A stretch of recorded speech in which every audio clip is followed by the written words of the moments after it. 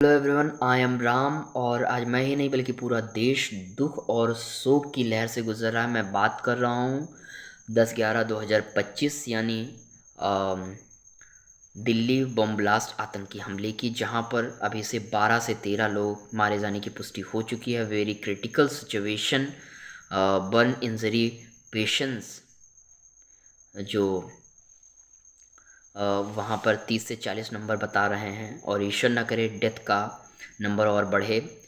और हम सब उन सबको श्रद्धांजलि देते हैं। ईश्वर की कृपा से उन सबको शांति प्रदान हो।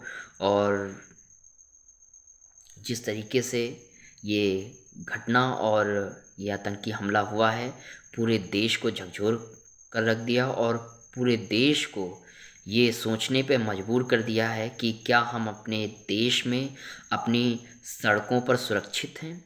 क्या हम अपने ही देश में अपने मंदिरों में सुरक्षित हैं? क्या हम अपने ही देश में अच्छे भविष्य के लिए दूसरे देश जाने वाली फ़्लाइटों में सुरक्षित हैं? क्या हम अपने ही देश में अपनी ही बसों से अपने ही शहर दूसरे शहर में अच्छे भविष्य के लिए जा रहे हैं, या अपने एक छोर से दूसरे छोर पे जा रहे हैं? क्या हम अपनी बसों में सुरक्षित हैं? क्या हम पैदल चल रहे हैं?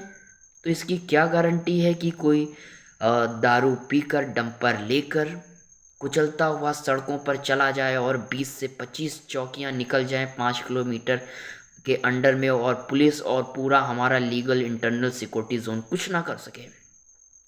क्या हम अपने ही देश में ऑटो में जाने पर सुरक्षित हैं कि पीछे से कोई गाड़ी और डंपर ठोंक ना दे, जिससे एक नहीं बल्कि हज़ारों ऑटो लड़ते लड़ते 30 से 40 मौतें हो जाएं? क्या हम अपने ही देश में फुटपाथ पे सुरक्षित हैं, जहाँ पर पीकर पीकर मतलब ड्रिंकिंग करके लोग रात में 1 बजे 2 बजे फुटपाथ पे गाड़ियाँ चला के चले जाएं, उनके केस में भी छिपाने में पुलिस हेल्प करे? क्या हम अपने ही देश में सुरक्षित हैं या नहीं? ये हम सबको आज सोचने पे मजबूर कर दिया है। हम सब ये सोचते हैं कि ये गवर्नमेंट बदलेंगे अच्छी कंडीशन आएगी, ये गवर्नमेंट बदलेंगे अच्छी कंडीशन आएगी। हम सिर्फ और सिर्फ क्योंकि डेमोक्रेटिक कंट्री और सोशलिस्ट और सेकुलरिस्ट का जिस तरीके से ये कंट्री ढोंग करती है, बल्कि मैं तो यही कहूँगा, क्योंकि जिस तरीके से 1 साल का पैटर्न आप देखिए इस देश में आतंकी हमलों का, और बल्कि मैं ही नहीं बल्कि इंटरनेशनल मीडिया और इंटरनेशनल रिपोर्ट भी ये कहते हैं कि दुनिया में सबसे ज़्यादा इस साल जिस देश के लोग मरे हैं वो भारत के लोग हैं। चाहे वो रोड एक्सीडेंट हो, या रेप केसेस हो, या फार्मर सुसाइड हो, या मैंने अभी एग्जांपल आपको गिनाए कि अभी हाल ही में आपने मध्य प्रदेश में देखे 5 किलोमीटर में 20 से 25 पुलिस चौकियां थी, और 30 से 40 लोगों को घायल करते हुए 12 से 13 लोगों को मारते हुए चला गया, और सिस्टम वहाँ का कुछ कर नहीं पाया। उसके बाद आ जाते हैं नेता क्या करने? फ़ोटो खिंचवाने। 5 लाख देंगे, 10 लाख देंगे, 20 लाख देंगे, 1 करोड़ देंगे। क्या आप उन लोगों को लौटा सकते हैं जो दिल्ली की सड़कों पर आज बम ब्लास्ट में चीथड़े उड़ गए हैं? किसी का घर तबाह हो गया, किसी की माँ बहन विधवा हो गई, किसी के सर पे हाथ उठ गया है, बच्चों के सर से बाप का हाथ उठ गया है। क्या उन लोगों को कोई वापस कर सकता है? ये जो अमित शाह जी आज फ़ोटो खिंचवाने अभी गए हुए थे, वहाँ पे इतने पुलिस लोग और इतनी सिक्योरिटी जोन है, इतने लोग खड़े हैं, कुछ कर ही नहीं पा रहे हैं। इसके कई रीजंस हैं, मैं अभी आपको बताऊंगा। इसके रीजंस हैं क्योंकि जब नदी में पानी एक तरीके का बना रहता है तो वो हमेशा गंदा रहता है, जब वो चलता रहता है बहता रहता है तो साफ रहता है। हम जिस देश में रहते हैं, गंगा को माँ कहते हैं, नदियों को माँ समझते हैं, वहाँ पे इतनी गंदी नदियाँ हैं, कोई लोग समझने को तैयार नहीं है। और जो कुछ नहीं मानते, वहाँ पे इतनी साफ नदियाँ हैं। हम किसी देश से अपने आप को कंपेयर नहीं कर रहे हैं अभी, और किसी भी गवर्नमेंट के मैं खिलाफ इस वीडियो में किसी भी तरीके का वर्ड नहीं बोल रहा हूँ, लेकिन अगर मैं अच्छे काम के लिए अप्रिशिएट कर सकता हूँ तो गलत काम के लिए मैं सवाल भी पूछने के हकदार हूँ। क्योंकि बहुत सारे अच्छे काम हुए हैं, उस पे देश के हर युवा हर नागरिक ने अप्रिशिएट किया है इस गवर्नमेंट को। लेकिन जिस तरीके से देश को दहलाने की साजिशें हो रही हैं और देश बल्कि दहल भी रहा है, तो इसके लिए सवाल तो बनते हैं। जो भी गवर्नमेंट हो, गवर्नमेंट चेंज होती रहती है, चेहरे बदलते रहते हैं, ढोंग ये करते रहते हैं socialist, secularist and democratic country बनने का, लेकिन ऐसा तो बिल्कुल नहीं है। जुडिशरी से लेकर, गवर्नमेंट से लेकर, हॉस्पिटल से लेकर, एविएशन से लेकर, हर डिपार्टमेंट से लेकर, लीगल अथॉरिटी से लेकर, कॉन्स्टिट्यूशन से लेकर, हर जगह इतना करप्शन भर दिया है कि देश की सेवा और देश के लोगों के प्रति अपनी जिम्मेदारी भूलकर सिर्फ और सिर्फ करप्शन के लिए बैठे हुए हैं। बहुत सारे विषय हैं, लेकिन सारे विषयों को मैं इस वीडियो में इंक्लूड नहीं करना चाहूँगा। मैं मेन विषय ये है मेरे लिए कि ये जो नेशनल थ्रेट हो रहे हैं, ये क्यों हो रहे हैं और कौन करवा रहा है। मेरा नज़रिया और मेरा व्यू पॉइंट यही कह रहा है कि ये सिर्फ और सिर्फ कह देने से कि इंटेलिजेंस फेलियर है, गवर्नमेंट फेलियर है या आईबी फेलियर है, इससे काम चलने वाला नहीं है। देश के नौजवान इंजीनियर और डॉक्टर्स, देश के हर एक युवा नागरिक और हर वो नागरिक जो मारा जा रहा है, कहीं ना कहीं गवर्नमेंट वेल प्लान्ड मर्डर है। अभी हम सब ने हाल ही में लेटेस्ट में देखा, अप्रैल महीने में पहलगाम में जो आतंकी हमला हुआ, गवर्नमेंट ने इस चीज़ को माना कि इंटेलिजेंस फेलियर है। वहाँ की जो लोकल अथॉरिटी है उसने भी इस चीज़ को इन्फॉर्म किया आईबी को कि यहाँ पे कुछ ऐसा थ्रेट है जिससे इस जगह को सील कर दिया जाए और यहाँ पे टूरिस्ट को आने को मना कर दिया जाए। लेकिन फिर भी वहाँ पे ना टूरिस्टों को मना किया गया, ना कोई बैरिकेडिंग करी गई और ना ही वहाँ पे सिक्योरिटी दी गई। इस चीज़ को उसने माना, लेकिन आपके मानने से वो जो 26 से 27 लोग 30 लोग मारे गए वो तो लौटने वाले नहीं हैं। देश पे इतना बड़ा हाई टैक्सेशन हमारा देश है, फिर भी जो बेइज्जती हो रही है हमारे देश की, वो तो वापस आनी नहीं है।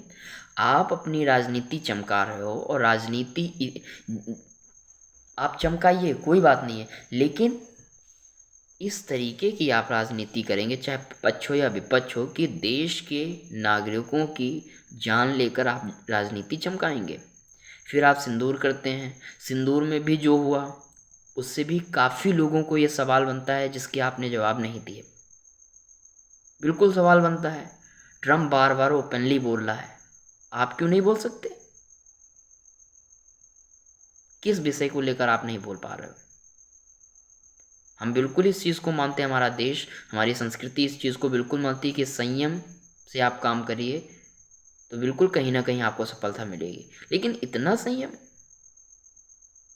कि एक देश दूसरे देश को इंसल्ट बार बार कर रहा है और आप एक भी देश के सामने और देश के नागरिकों को कॉन्फिडेंस में लेते हुए जवाब नहीं दे पा रहे हैं। आप फ़ोन पे जवाब दे रहे हो, हर चीज़ तो आप माइक पे बोलते हो। हमेशा आप बोलते हो इस चीज़ को कि 140 करोड़ लोग आपके सपोर्ट में हैं, आपका परिवार है, तो ये क्यों मर रहे हैं फिर? ये कौन लोग हैं? आपके ही परिवार के लोग हैं, आपके ही देश के लोग हैं, आपको ही वोट देकर बैठाए हैं, फिर भी आप ऐसा करवा रहे हो। सवाल बनता है तो हम सब पूछेंगे और हम सबको भी ये सवाल अपने आप से पूछना पड़ेगा कि क्या हम सब में इतनी भी ताकत नहीं बची है कि हम अपने कॉन्स्टिट्यूशन को, जो फ्रीडम के नाम पर इतनी फ्रीडम दे चुका है, कि देश तबाही की ओर बढ़ रहा है। अब इसका भी मैं एग्जांपल आपको बताऊंगा कि तबाही की ओर क्यों बढ़ रहा है। जो टेररिस्ट हैं उनको 20-20 साल पर ह्यूमन राइट्स के का नाटक करके, सेकुलर का नाटक करके, डेमोक्रेटिक का नाटक करके उन्हें वकील दिया जाता है, बिरयानी खिलाई जाती है, टैक्स के पैसे से उन्हें हर चीज़ मुहैया कराई जाती है। जेल में 20 साल 40 साल वो खाते हैं, काम करते हैं, वहाँ पे पैसा पाते हैं, उसके बाद कहीं उन्हें सज़ा मिलती है, या फिर अभी जिस तरीके से बॉम्बे में आप सबने देखा 20 लोगों को छोड़ दिया, उस तरीके से छोड़ दिया जाता है जब मामला ठंडा हो जाता है। तो इसमें हर चीज़ का मिसयूज़ हो रहा है। अगर आपने सही पकड़ा था छोड़ा क्यों, अगर गलत पकड़ा था तो उसे पहले छोड़ देना चाहिए आपको। 40 साल किसका पैसा लगा? आपके बाप का पैसा आता है। गलत काम आप करो, देश उसका भुगतान कैसे कर सकता है भाई? आपको इस चीज़ को बिल्कुल खबर ही नहीं है, बैठे हुए हैं आप लोग। कैसे आपको खबर नहीं लगी कि आपने सुबह ही 3,000 किलो RDX पकड़ा, इतने लोगों को पकड़ा? आपको ये नहीं लगा कि हम सिक्योरिटी जोन सही से करें? हर चीज़ में हमारे देश में रूल्स रेगुलेशन कॉन्स्टिट्यूशन का मिसयूज़ होता है, हर चीज़ में। ये कहीं पर भी हो, चाहे गवर्नमेंट में हो या अनगवर्नमेंट में हो, हर चीज़ का होता है। फिर मैं जो मेन पॉइंट है उसमें मैं बात कर रहा हूँ। पहलगाम का ये इंसिडेंट हो गया। कुंभ में इतनी योगी जी ने डींगे हाँकी, अति उत्साहित। और फिर जो कारनामा हुआ, लेडीज़ें इतनी बुरी तरीके से मरी, इतना बुरा माहौल हुआ वहाँ पे, फिर भी डींगे हाँकने से बाज नहीं आए लोग। मैं बिल्कुल अंदर से गवर्नमेंट को मानता हूँ, लेकिन जो गलत काम हुए हो उसके लिए जो गुस्सा है हम सब के अंदर है, पूरे देश के अंदर है, वो भी आप सबको सुनना होगा। फिर उसके बाद जो लोग वहाँ पे मरे उसका सही आंकड़ा इन लोगों ने बताया नहीं, बल्कि आज तक नहीं बताया। पहले झूठ बोला, उसके बाद मीडिया के थ्रू थोड़ी थोड़ी मौतों को डिवाइड करके बताया, और बल्कि उसके पहले हो चुकी थी।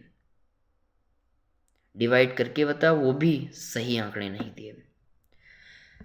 ऐसे सीवर से लेकर फुटपाथ पे लेकर, मैंने पहले भी आप सबको गिना चुके हैं, किसी को 5 लाख देकर, किसी को 10 लाख देकर, बाढ़ों में बताओ ये बड़े बड़े सिटी में बाढ़ आ जाती है, लोग बह जाते हैं, सीवर में बह जाते हैं।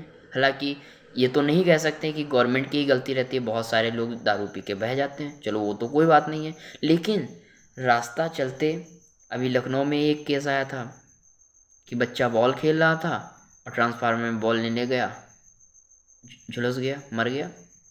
ट्रांसफार्मर में कोई बैरिकेटिंग ही नहीं है। किसी भी डिपार्टमेंट को कोई भी राज्य का मुख्यमंत्री या कोई भी राज्य की गवर्नमेंट स्ट्रिक्ट लेकर एक्शन लेकर कोई भी काम नहीं करती है। सब राम भरोसे चल रहा है, काम हो तो हो, ना हो तो ना हो, जनता परेशान हो मरे, उससे नहीं मतलब है कुछ। आप सबको आके फ़ोटो खिंचवा लेनी है, 5 लाख 10 लाख 20 लाख करोड़ों रुपया देकर मामला को सॉर्ट आउट करना, सिचुएशन कुछ चेंज नहीं करनी है, वैसी के वैसी ही चलनी है। कुंभ का हो गया।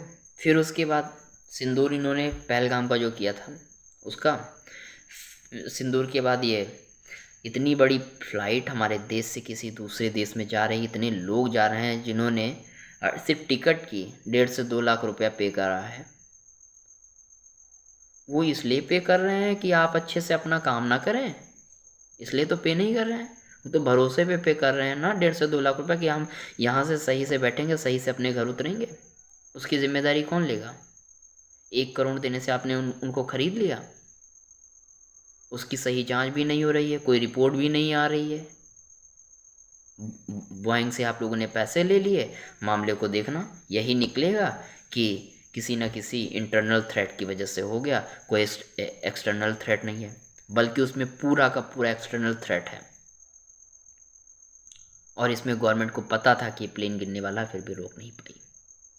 मानना पड़ेगा। छोटी छोटी गलतियां मान सकते हैं, ये इतनी बड़ी गलतियां हो जाए, ये कोई गलतियां नहीं होती हैं। फिर वहाँ से निकलो, 300-400 लोग वहाँ पे मरे। गवर्नमेंट तो झूठ ही बोलती है, हमेशा झूठ बोलती, चाहे किसी की भी गवर्नमेंट हो। मेस में इतने बच्चे मरे, उनका कोई आंकड़ा बताया? MBBS अंडर ग्रेजुएट थे, उनका किसी ने आंकड़ा नहीं बताया। मरे 30 32 से 15 बता रहे हैं। वहाँ से निकलो, फिर आ जाओ अभी हाल ही में। पहले तो यूपी में ऐसा हुआ कि 20 से 30 लोग एक बस में मरे। वो भी कैसे मरे, चलते चलते बस में आग लग गई। अब ये हाल देख लो, जो रास्ते हैं वो बंद करके पहले ड्राइवर्स बैठे हैं, चेकिंग पे कोई वो पुलिस इतनी चौकियां बनी हुई है उनको भी चेक नहीं करना है। मंत्री जी बढ़िया हलवा खा रहे हैं वहाँ पे, उनको कोई डिपार्टमेंट से मतलब नहीं, डिपार्टमेंट में काम हो रहा है नहीं हो रहा है, बच्चे मर रहे हैं नहीं मर रहे हैं, उससे नहीं मतलब है, कोई मतलब नहीं है किसी भी डिपार्टमेंट का हो। अभी यूपी का ले लो, बिजली का जो है मंत्री फ़ोन कर रहे हैं, उनका फ़ोन लेसा नहीं उठा रहा है। ये सब कमियां नहीं है, बहुत बड़ी कमियां हैं। खुलेआम हेल्थ सिस्टम में अनलीगल तरीके से डेड बॉडी को बेचा जा रहा है और गवर्नमेंट कुछ नहीं कर पा रही है। सिर्फ कार्रवाई के नाम पर पकड़ती है और केस चलता है, 15-20 साल में उनको सज़ा होनी है तो होगी, नहीं तो वो छूट जाएंगे। आपका ये काम नहीं है कि दुर्घटना हो जाए उसके बाद आप पकड़ेंगे, आपका ये भी काम बनता है कि ऐसी दुर्घटना हो गई है तो अब आगे से कभी ना हो, ऐसी भी सिचुएशन क्रिएट करने की गवर्नमेंट की जिम्मेदारी बनती है।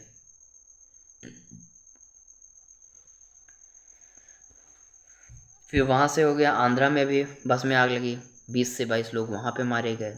मंदिरों में जाते हैं तो वहाँ पे भी लोग मारे जाते हैं। लमसम 60 से 65 लोग वैष्णो देवी में मारे गए। उसकी कौन सी गलती थी? छत गिर जा रही है, लोग मर रहे हैं और पता नहीं है आपको कि छत गिरने वाली है, कि यहाँ से रास्ता ख़राब है, कि आपको नहीं जाना है। आपको इतना भी अंदाज़ा नहीं है कि आप इतने साल से वहाँ पे सिक्योरिटी का मैनेजमेंट वगैरह सब देख रहे हैं, वहाँ के लोकल अथॉरिटी को ये पता नहीं होगा कि आप हमें यात्रा करानी है अब नहीं करानी है। फिर उसके बाद गलत रिपोर्ट छाप देते हो कि शेड गिर गया, ये हो गया वो हो गया।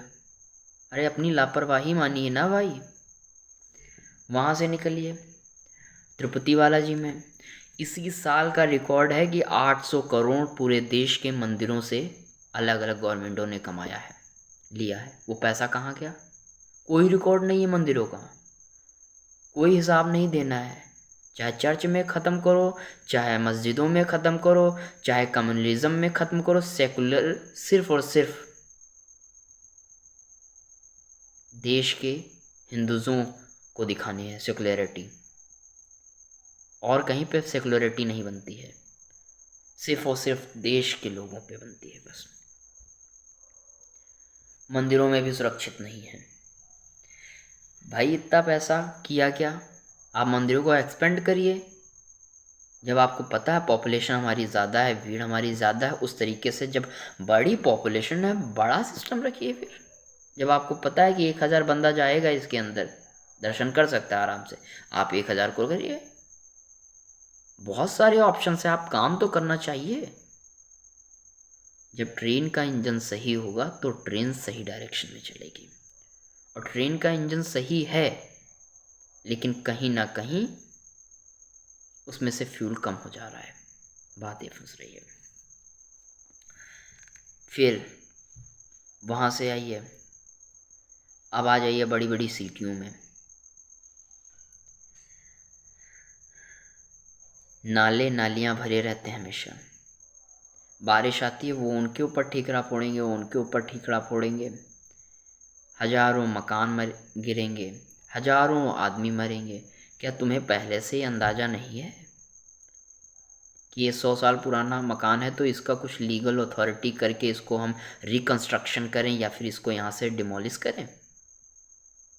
किस तरह की डेमोक्रेटिक कंट्री है कि आप किसी एक मकान को जो 100 साल से वो बना हुआ है वहाँ पे, और आपको पता है इस साल गिर सकता है या अगले साल गिर सकता है, इसके अंदर रहने वाले लोग मर जाएंगे, तो क्या आपको इतना भी राइट नहीं है कि उन सबकी ज़िंदगी आप बचा लें? क्योंकि बहुत सारे ऐसे लोग हैं जो ह्यूमन राइट्स के तौर पे कहते हैं ये मेरा मकान है, हम नहीं गिराने देंगे, ये नहीं कर। आप कोर्ट जाइए लेकिन उस चीज़ को सॉल्व करिए ना। जान बचाने की किसकी जिम्मेदारी है? सबकी जिम्मेदारी है। स्पेशली गवर्नमेंट की है। बाढ़ बारिश ये सब हो गया, इसमें भी अननोन नंबर रहते हैं मरनों का, और हमेशा जो नंबर आते हैं वो कहीं ना कहीं मीडिया छिपाती या गवर्नमेंट कहती छिपाने को। फिर आप सड़कों पे जा रहे हैं, वहाँ पे भी सुरक्षित नहीं है। डंपरों से कोई पीछे से ठोक दे, कोई कैसे कर दे, कुछ नहीं। गवर्नमेंट सोती रहेगी, पुलिस चौकियाँ सामने पुलिस वाले खड़े रहते हैं, कुछ करते नहीं है। कैसा सिस्टम है, हमें तो समझ में नहीं आता है।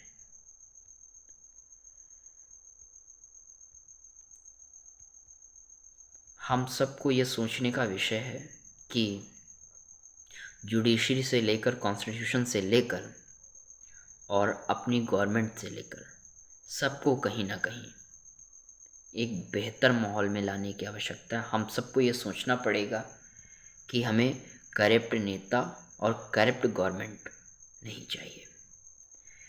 ऐसे नेता और ऐसे पॉलिटिकल लोग आएं जो देश को सुरक्षित रखें और देश को आगे ले कर जाएं, और देश का हर एक युवा कॉन्फिडेंस से कह सके कि मैं सुरक्षित देश में, अपने देश में रह रहा हूँ, अपने देश में सुरक्षित हूँ, अपने देश में हमें खाने के लिए पर्याप्त मात्रा में भोजन भी है। मतलब हर कंडीशन से वो सूटेबल अपने आप को अपने देश में महसूस करे। हालांकि काफ़ी कंडीशन फुलफ़िल हैं, लेकिन जो ये मैंने कंडीशंस आप सबको गिनाई हैं, ये बहुत ज़्यादा हार्मफुल हैं। और मेरा विचार तो वैसे अभी फ़िलहाल यहीं तक है, और आप सबको मेरे विचार कैसे लगे आप सब अवश्य बताइएगा। और मैं इन सभी घटनाओं को लेकर बहुत ज़्यादा इस बात से दुख मुझे है कि इतना बड़ा हर चीज़ सिस्टम मतलब बना रखा है, तो ये सिस्टम किस काम का है अगर जाने नहीं बचा पा रहा है। जो क्रिटिकल सिचुएशंस हमारे देश पे आती हैं और नहीं संभाल पा रहा है ये सिस्टम, तो फिर किस काम का है। इसके रीजंस भी कई हैं, जैसे जुडिशरी, कॉन्स्टिट्यूशन, गवर्नमेंट, करप्शन वगैरह मैंने गिनाया। एक जो मेन पॉइंट है वो भी मैं आपको बताऊंगा। मेन पॉइंट ये है कि हमारे देश में जिस तरीके से 60 साल 65 साल तक जॉब दी जाती है, बिल्कुल ज़रूरी है कि सीनियर लोग रहें, जो जूनियर्स हैं उन्हें पर्सपेक्टिव गाइडेंस दें, जिससे वो देश के भविष्य को अच्छे हाथों में ले सकें। लेकिन ये भी ज़रूरी है कि जो भी ऑफिसर्स और जो भी ऑन ड्यूटी लोग हैं, उन्हें महीना या एक गाइडलाइंस के बाद उन्हें ट्रेनिंग ये होनी चाहिए कि वो हमेशा तैयार रहें हर चीज़ के लिए। सालों 5 साल 10 साल हो जाते हैं, पुलिसों की ट्रेनिंग नहीं होती है। पुलिस अपना खा पी रहे हैं, पेट बढ़ रहा है उनका, कुछ भी कर रहे हैं, घर जा रहे हैं, घूम रहे हैं, रील बना रहे हैं। यार कुछ रूल्स रेगुलेशंस कोई फॉलो ही नहीं करने, ना गवर्नमेंट फॉलो कराती है। सामने एक्सीडेंट होते रहते हैं, पुलिस वाले देखते रहते हैं। हालांकि ऐसी सब जगह कंडीशन नहीं, लेकिन ये बिल्कुल कह सकते हैं कि 90% ऐसे सिचुएशंस है, क्योंकि हमारे कॉन्स्टिट्यूशन ने कह रखा है कि जब तक आपको कोई शिकायत ना करे, खुलेआम वायलेशन हो रहा है, लेकिन जब तक आपको शिकायत ना मिले तब तक आप कोई कार्रवाई नहीं कर सकते। ह्यूमन राइट्स हैं। सो बहुत सारी खामियां हैं। अगर ये सब खामियां नहीं दूर होती हैं तो देश बहुत ही कह सकते हैं गर्त में जा सकता है। और हम सबको ये सोचना होगा, और हम सबको बल्कि करना भी होगा, कि एक अच्छा कॉन्स्टिट्यूशन, मतलब इससे भी बेहतर चेंजेस होने चाहिए, जिससे देश में जुडिशरी सिस्टम अच्छा हो, पॉलिटिकल सिस्टम अच्छा हो, हमारी गवर्नमेंट अच्छी आए, जिससे देश का भविष्य उज्जवल हो, और जो भी जिस भी डिपार्टमेंट के लोग हों वो पढ़े लिखे हों और उस चीज़ को महसूस कर पा रहे हों कि हम इस डिपार्टमेंट में बैठे हैं तो इसकी जिम्मेदारी हमारी पूरी बनती है। और आप सबको मेरा विचार कैसा लगा आप सब अवश्य बताइएगा। और जय हिंद, जय भारत। और मैं उम्मीद यही करता हूँ कि ऐसी किसी भी तरीके से कभी भी घटनाएं ना हो।